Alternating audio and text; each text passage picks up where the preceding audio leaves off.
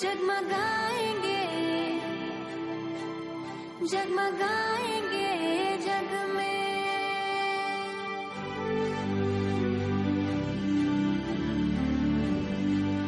जितने अंधेरे भी हैं हम मिटाएंगे जग में। हम दीप शिक्षा के हैं जगमगा। मी त्याचीच प्रॅक्टिस करते, असं मोबाईलला विसरली आता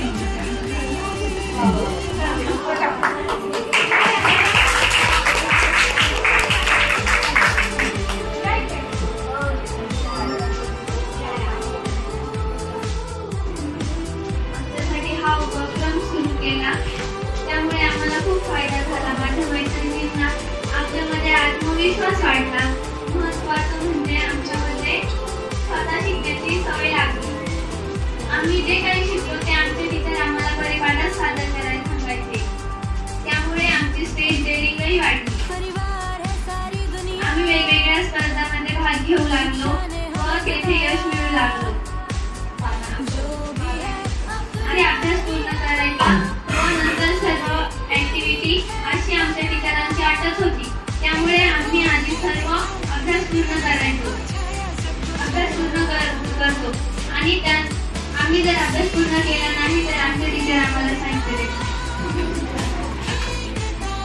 आमच्या स्टेम क्लासमध्ये कुंदा टीचरांनी सर्वप्रथम आम्हाला क्यूब सॉल्व्ह करणे शिकवले, ज्यामुळे आमची कॉन्सन्ट्रेशन पॉवर वाढली व एकाग्रता वाढल्यामुळे आमचा अभ्यासही चांगला होऊ लागला. रोज शेवटच्या तासाला व नो बॅगच्या दिवशी आम्ही ही ऍक्टिव्हिटी करतो. जुलै महिन्यापासून आमच्या शाळेत ही ऍक्टिव्हिटी सुरू आहे. ही ऍक्टिव्हिटी करताना आम्हाला खूप मजा येते, म्हणून आम्ही एकही दिवस शाळा बुडवत नाही. आम्ही स्टेम क्लासमध्ये आम्ही शिकलो. महाराष्ट्र राज्य नाटक स्पर्धेत भाग घेतला. छान नाटक सादर केलं. यात आमच्या नाटकाला विशेष पुरस्कारही मिळाले. शिक्षण अधिकारी सरांनी आमचे मी वाटायचं की आमच्या शाळेत क्यूब, गिटार, कॅल्क्युलस हे व्हायला पाहिजे, पण इंग्लिश मिडियम शाळेत होतं, आमच्या शाळेत होत नाही. आमच्या कुंदा टीचरांनी आनंददायी स्ट्रीम क्लास सुरू केला. स्ट्रीम क्लासचा अर्थ आहे sports technology, e learning, art, music. आम्ही आता आमच्या स्टेम क्लासमध्ये क्यूब, गिटार, बासरी, कॅसिओ, कथ्थक, डान्स हे सर्व शिकलो आणि तेही स्वतःच होतात. किती छान! आमच्या टीचरांनी सांगितलं की यशवंतराव चव्हाण, शरद पवार जोशी यांच्याकडून आम्हाला साहित्य मिळालं. आम्ही त्यांचे खूप खूप आभारी आहोत. थँक्यू. राव चव्हाण, सेंट्रल मुंबई, शरद पवार जोशी यांच्याकडून आम्हाला साहित्य मिळालं. थँक्यू. तर त्यांचे मनापासून धन्यवाद. थँक्यू.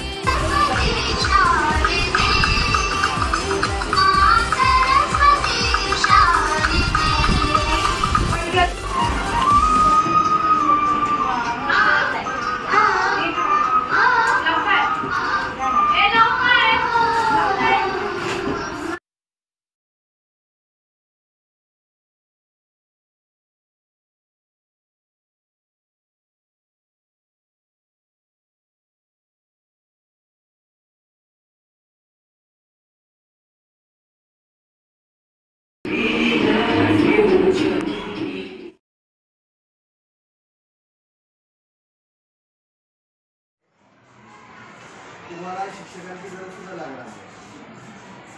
हे जे आहे ना त्याच्यावर तुम्हाला सगळं शिकता येईल. स्वतः शिकते आता ही मुली नसते ना स्वयं अध्ययन म्हणजे तुम्ही स्वतः शिकायचं तर ते तुम्हाला करता येईल. अशा गोष्टी आता पुढे येणार आहे, त्यामुळे आपण ते शिकत राहायला पाहिजे.